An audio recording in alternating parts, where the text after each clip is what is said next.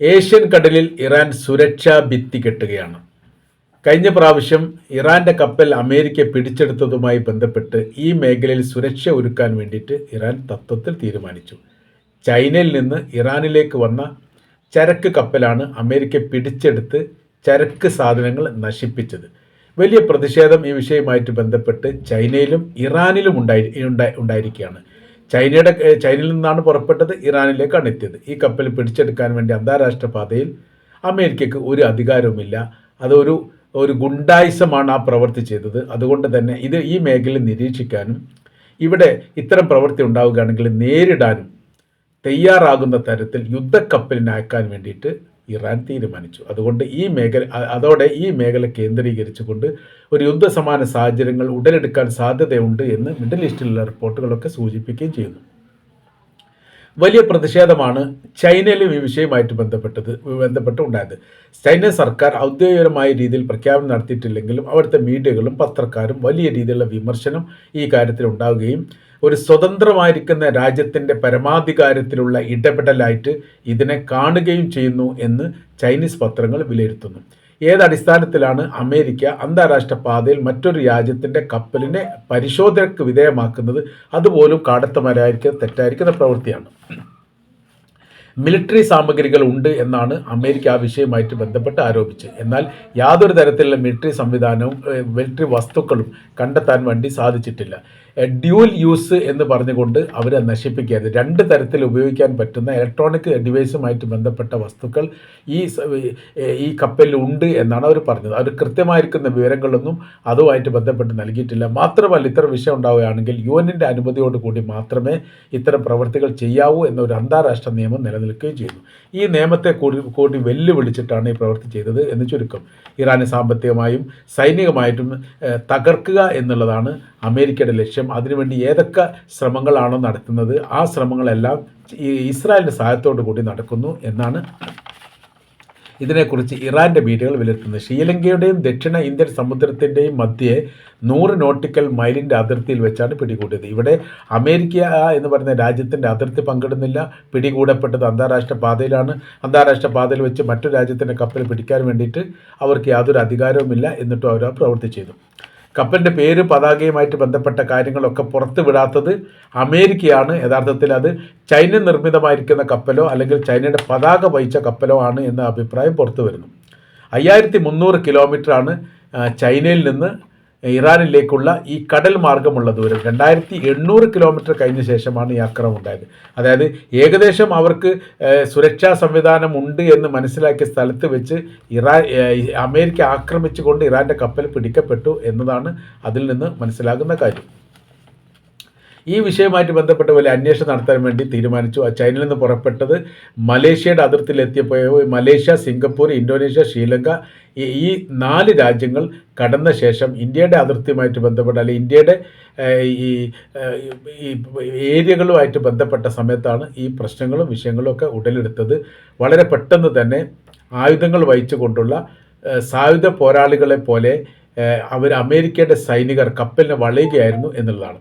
അപ്പോൾ ഈ ഒരു സംഭവം നടന്നതോടുകൂടി ഈ മേഖല മറ്റൊരു യുദ്ധമേഖലയായിട്ട് മാറുകയാണ്. കടൽ യുദ്ധത്തിൻ്റെ തുടക്കങ്ങൾ കുറിക്കപ്പെട്ടിട്ടുണ്ട് എന്നാണ് ചില മീഡിയകൾ ഈ വിഷയമായിട്ട് ഹെഡ്ലൈൻ തന്നെ കൊടുത്തിരിക്കുന്നത്. അത് പടിഞ്ഞാറൻ മീഡിയകളിലൊക്കെ പ്രാധാന്യത്തോടു കൂടി ഈ റിപ്പോർട്ട് വന്നിരിക്കുന്നു. ഇറാൻ്റെ കപ്പൽ പിടിക്കപ്പെട്ടു, തിരിച്ചടികൾ പ്രതീക്ഷിക്കാമെന്നുള്ളതും അതിൻ്റെ സംവിധാന കാര്യങ്ങൾ ഒരുക്കുമെന്നുള്ളതും.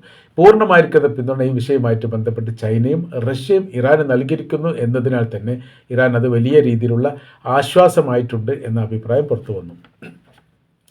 പല ഘട്ടങ്ങളിൽ ഇപ്പോൾ പറയുന്ന കാര്യം ഇങ്ങനെയാണ്: ഇസ്രായേലുമായിട്ട് ഒരു യുദ്ധ സാധ്യതകൾ ഉറപ്പായിട്ടും ഉണ്ടാവും. അതിനുള്ള എല്ലാ സംവിധാന കാര്യങ്ങളും ഇറാൻ ഒരുക്കിക്കൊണ്ടിരിക്കുകയാണ്. അവർ ആയുധങ്ങൾ ശേഖരിക്കുന്നു, ആയുധങ്ങൾ സംരക്ഷിക്കുന്നു, അതവർ സൂക്ഷിക്കുന്നു. അതുമായി ബന്ധപ്പെട്ട എല്ലാ പ്രയോഗങ്ങളും അവർ നടത്തുന്നു. അപ്പോൾ അതുകൊണ്ട് ഇതിനെ നിയന്ത്രിക്കുക എന്നുള്ളത് അനിവാര്യമായിരിക്കുന്ന കാര്യമാണ്. കാര്യം ഇറാനുമായിട്ടുള്ള ഒരു യുദ്ധം ഇസ്രായേലിന് ഉണ്ടാവുകയാണെങ്കിൽ ഇസ്രായേലിനെ സംബന്ധിച്ചിടത്തോളം അവരുടെ നിലനിൽപ്പ് പോലും ഭയപ്പെടുന്ന രീതിയിലേക്ക് കാര്യങ്ങൾ എത്തും എന്ന കാര്യത്തിൽ യാതൊരു സംശയമില്ല. അതുകൊണ്ട് തന്നെ ഇസ്രായേൽ നിരന്തരം ഇറാനെ നിയന്ത്രിക്കാൻ വേണ്ടി അമേരിക്കയോട് പറയുന്നു. ആകാശ നിരീക്ഷണം നടത്തിയിട്ട് അവർക്കൊന്നും കിട്ടിയിട്ടില്ല. കാര്യം പല ഘട്ടങ്ങളിലും ചൈനയിൽ നിന്ന് ഇറാനിലേക്ക് വരുന്ന കാർഗോ വിമാനങ്ങളും യുദ്ധവിമാനങ്ങളും ഇറാൻ്റെ അതിർത്തിയിൽ എത്തുന്ന സമയത്ത് റഡാറിൻ്റെ നിരീക്ഷണത്തിൽ സാഹചര്യത്തിൽ പെടാതെ പോകുന്നു എന്നുള്ളത് അതിപ്പോഴും അമേരിക്കക്ക് മനസ്സിലാകുന്നില്ല. ചൈനയിൽ നിന്ന് പുറപ്പെടുന്നുണ്ട്, ഏറെക്കുറെ ഇറാൻ്റെ അതിർത്തിയിൽ എത്തുന്നുണ്ട്, പിന്നീട് അപ്രത്യക്ഷമാകുന്നു. പിന്നീട് ഈ വിമാനം തിരിച്ചു പോകുന്ന സമയത്ത് ഇതേപോലെ തന്നെ ചൈനയുടെ അതിർത്തിയിൽ എത്തുന്ന സമയത്ത് അല്ലെങ്കിൽ ഇറാൻ്റെ അതിർത്തി കഴിഞ്ഞതിന് ശേഷമാണ് കാണാൻ വേണ്ടി സാധിക്കുന്നത്. അപ്പോൾ ആ മേഖല അതിർത്തിയുമായിട്ട് മേഖല കേന്ദ്രീകരിച്ച് എന്തൊക്കെയോ പ്രവർത്തനങ്ങൾ നടക്കുന്നുണ്ട് എന്ന് അമേരിക്ക വിലയിരുത്തുകയാണ്. അപ്പോൾ ഈ ചൈനയുടെ സഹായങ്ങൾ ആകാശത്തിലൂടെ നിരീക്ഷിക്കാൻ വേണ്ടി സാധിക്കുന്നത് വലിയ പരാജയമാണ്. കരയുദ്ധവുമായിട്ട് ബന്ധപ്പെട്ട് കരമാർഗം ഇടപെടൽ നടത്തുക എന്ന് പറഞ്ഞാൽ അതും വലിയ പ്രയാസമാണ്. പിന്നീടാണ് കടൽ മാർഗം എന്ന് പറയുന്ന സമയത്ത് രാജ്യാതിർത്തിയുമായിട്ട് ബന്ധപ്പെട്ട മേഖല അതാത് രാജ്യത്തിൻ്റെ ഭാഗമായിട്ട് കണക്കാക്കുന്നു. അത് കഴിഞ്ഞാൽ പിന്നീടുള്ള അന്താരാഷ്ട്ര പാതയാണ്. ഈ അന്താരാഷ്ട്ര പാതയിൽ ഒരു രാജ്യത്തിനും മറ്റൊരു രാജ്യത്തിൻ്റെ കപ്പലിനെ നിരീക്ഷിക്കാനോ അല്ലെങ്കിൽ പരിശോധിക്കാനോ ആക്രമിക്കാനോ നിയമപരമായിട്ട് അധികാരമില്ല. മാത്രമല്ല അമേരിക്കക്ക് അവിടെ കടലാതിർത്തി പങ്കിടാൻ വേണ്ടി സാധിക്കുന്നുമില്ല. എന്നിട്ട് രഹസ്യമായിരിക്കുന്ന വിവരങ്ങൾ ചോർന്ന് കിട്ടിയതിൻ്റെ അടിസ്ഥാനത്തിലാണ് യഥാർത്ഥത്തിൽ അമേരിക്കയുടെ കപ്പലുകൾ ഈ മേഖല കേന്ദ്രീകരിച്ച് കൊണ്ട് വന്നുകൊണ്ടേയിരിക്കുന്നത്.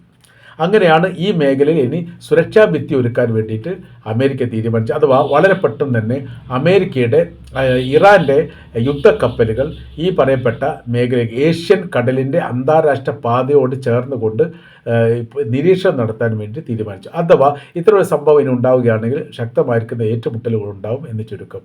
അമേരിക്കയുമായിട്ട് സന്ധിയില്ല, അവർ ശത്രു രാജ്യം തന്നെയാണ്, അവർ നേരിടേണ്ടത് തന്നെയാണ്. നേരിട്ടെങ്കിൽ മാത്രമേ അവരെ പരാജയപ്പെടുത്താൻ വേണ്ടി സാധിക്കൂ. മുൻപ് ഇറാൻ പറഞ്ഞു വെച്ചതിൻ്റെ ആവർത്തനങ്ങൾ ഇപ്പോഴും പറയുന്നു. ഇത് രാജ്യത്തെ സംബന്ധിച്ചിടത്തോളം ഞെടുക്കിയിരിക്കുന്ന കാര്യമാണ്.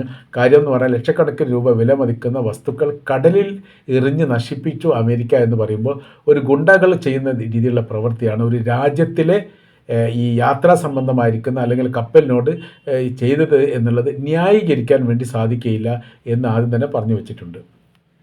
തങ്ങളുടെ രാജ്യത്തെ ഇസ്രായേൽ ആക്രമിച്ചതുമായിട്ട് ബന്ധപ്പെട്ട് UN അവതരിപ്പിച്ച പ്രമേയത്തോടനുബന്ധിച്ച് അവർ പറഞ്ഞിരിക്കുന്ന കാര്യം എന്താണ്? നഷ്ടപരിഹാരമാണ്. തങ്ങൾക്ക് വലിയ നഷ്ടങ്ങൾ ഉണ്ടായിട്ടുണ്ട്, കൂടുതൽ ആളുകൾ കൊല്ലപ്പെട്ടിട്ടുണ്ട്, സൈനിക കമാൻഡറെ കൊന്നിട്ടുണ്ട്, ശാസ്ത്രജ്ഞരെ കൊന്നിട്ടുണ്ട്. യാതൊരു ന്യായീകരണവും ഇല്ലാത്ത രീതിയിൽ തങ്ങളുടെ രാജ്യത്തേക്ക് ഇടിച്ചു കയറിയിട്ട് ആക്രമണം നടത്തുകയാണ് ഇസ്രായേൽ ചെയ്തത്. അതിന് നഷ്ടപരിഹാരം ആവശ്യപ്പെട്ടുകൊണ്ട് UN അവർ പ്രമേയം അവതരിപ്പിച്ചതോടനുബന്ധിച്ച് അവരൊരു കാര്യം കൂടി പറഞ്ഞു. ജൂതന്മാരെ ഇല്ലാതാക്കിയത്, ഇവിടെ ജർമ്മനിയിൽ വെച്ച് ഹിറ്റ്ലർ ജൂതവംശത്തെ ഇല്ലാതാക്കിയതുമായി ബന്ധപ്പെട്ട് UN നഷ്ടപരിഹാരത്തിന് വേണ്ടി അപേക്ഷ സമർപ്പിക്കുകയും കോടിക്കണക്കിന് രൂപയുടെ നഷ്ടം ജൂതന്മാർക്ക് അന്താരാഷ്ട്ര കോടതി വകവെച്ച് കൊടുക്കുകയും ചെയ്തിരുന്നു. അത് പകുതിയോളം ജർമ്മനിയിൽ നിന്ന് തന്നെയാണ് നഷ്ടപരിഹാരമായി നൽകിയത്. അതായത് വംശാവലിയെ ഇല്ലാതാക്കാൻ വേണ്ടിയിട്ട് ജർമ്മനി ശ്രമിച്ചതിന് പ്രതിരോധം തീർത്തുകൊണ്ട് അവരുടെ മക്കൾ എന്ന നിലക്ക് തങ്ങൾക്ക് നഷ്ടം വേണം എന്നുള്ളതാണ് അന്ന് പറഞ്ഞതിൻ്റെ പ്രധാനമായിരിക്കുന്ന കാര്യം. അപ്പോൾ അതിൻ്റെ ഒരു ആവർത്തനം, തങ്ങൾ നിരായുധീകരിക്കപ്പെട്ടവരാണ് അല്ലെങ്കിൽ തങ്ങൾ യാതൊരു അക്രമത്തിന് വേണ്ടി തുനിയാതെ ശാന്തമായി നിൽക്കുന്ന തങ്ങളുടെ രാജ്യത്തിന് നേരെ ഇസ്രായേൽ ആക്രമണം നടത്തി. അതുകൊണ്ട് തങ്ങൾക്ക് നഷ്ടം വേണം. അത് ഇത്ര സംഖ്യയുടെ കാര്യങ്ങളൊക്കെ അതിൽ പറയുന്നുണ്ട്.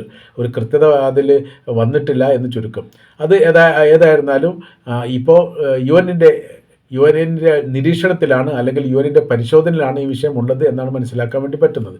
അപ്പോൾ കടൽ കേന്ദ്രീകരിച്ചുകൊണ്ട് ഒരു ആക്രമണം നടത്തുക എന്നുള്ളത് അല്ലെങ്കിൽ കടൽ കേന്ദ്രീകരിച്ചുകൊണ്ട് ഇറാൻ്റെ കപ്പൽ എത്തുക എന്നുള്ളത് ഇസ്രായേലിന് വലിയ പ്രയാസം ഉണ്ടാക്കിയിരിക്കുന്ന കാര്യമാണ്. അതവിടെ ജെറുസലേം പോസ്റ്റ് ഈ വിഷയവുമായിട്ട് ബന്ധപ്പെട്ട് റിപ്പോർട്ട് തയ്യാറാക്കിയിരിക്കുന്നത് കടലിൽ സ്വൈരവിഹാരത്തിന് ഇറാനെ വിടുകയാണെങ്കിൽ അതിൻ്റെ ഏറ്റവും കൂടുതൽ ആഘാതമുണ്ടാവുക ഇസ്രായേലിന് തന്നെയായിരിക്കും. എന്താണ് അവരുടെ ഉദ്ദേശ ലക്ഷ്യമെന്ന് അവർ കൃത്യമായി പറയില്ല. അത്തരം അവസരങ്ങൾ അമേരിക്ക ഉണ്ടാക്കിയത് തെറ്റാണ് എന്ന് അവർ പറഞ്ഞിട്ടില്ലെങ്കിൽ പോലും അതൊരു ശരിയല്ല എന്ന രീതിയിലുള്ള നിരീക്ഷണം നടത്തുന്നുണ്ട്. കാര്യം എന്ന് പറഞ്ഞാൽ ഏഷ്യൻ്റെ കടലിൻ്റെ മേഖലയിലേക്ക് ഒരിക്കലും ഇറാൻ്റെ കപ്പൽ വരാൻ വേണ്ടി പാടില്ല, നിരീക്ഷണം നടത്താൻ വേണ്ടി പാടില്ല. യുദ്ധ സാഹചര്യങ്ങൾ ഉണ്ടാകുന്ന സമയത്ത് ഈ കപ്പലിൽ നിന്ന് തങ്ങളുടെ രാജ്യത്തിന് നേരെ ആക്രമണം നടത്താനുള്ള സാധ്യത വളരെ കൂടുതലാണ് എന്നതിനാൽ അവർക്ക് അത്തരം അവസരങ്ങൾ ഉണ്ടാക്കിയത് തെറ്റാണ് എന്നാണ് വിലയിരുത്തുന്നത്. അതിൻ്റെ അർത്ഥം എന്ന് പറഞ്ഞാൽ അമേരിക്ക ഇറാൻ്റെ കപ്പലിനെ ആക്രമിച്ച തെറ്റാണ് എന്ന് ചുരുക്കം. ആ രീതിയിലാണ് അവർ ആ വിഷയമായിട്ട് പറഞ്ഞു വെക്കുന്നത്. കാര്യം എന്ന് പറഞ്ഞാൽ ഇറാൻ്റെ ഏത് രീതിയിലുള്ള മുന്നേറ്റങ്ങളും ഇടപെടലുകളും സമീപനങ്ങളും എല്ലാം ഇസ്രായേൽ വിരുദ്ധമായിരിക്കുന്ന രീതിയിലേക്കാണ് എത്താറുള്ളത് സാധാരണഗതിയിൽ. ഇതും അങ്ങനെ തന്നെ എത്തും എന്ന് ഞങ്ങൾ വിശ്വസിക്കുന്നു. അങ്ങനെ ആകുന്ന സമയത്ത് തങ്ങളെ സംബന്ധിച്ചിടത്തോളം അതിന് പ്രതിരോധം ഉണ്ടാക്കുന്നതിനെക്കുറിച്ച് കൂടി ആലോചിക്കേണ്ട ഒരു സ്ഥിതിയിലേക്ക് ഇപ്പോഴത്തെ നിലവിലെ സാഹചര്യങ്ങൾ എത്തിയിട്ടുണ്ട് എന്നാണ് ഇസ്രായേലിൻ്റെ ഈ വിഷയവുമായിട്ട് ബന്ധപ്പെട്ടുള്ള വിലയിരുത്തൽ.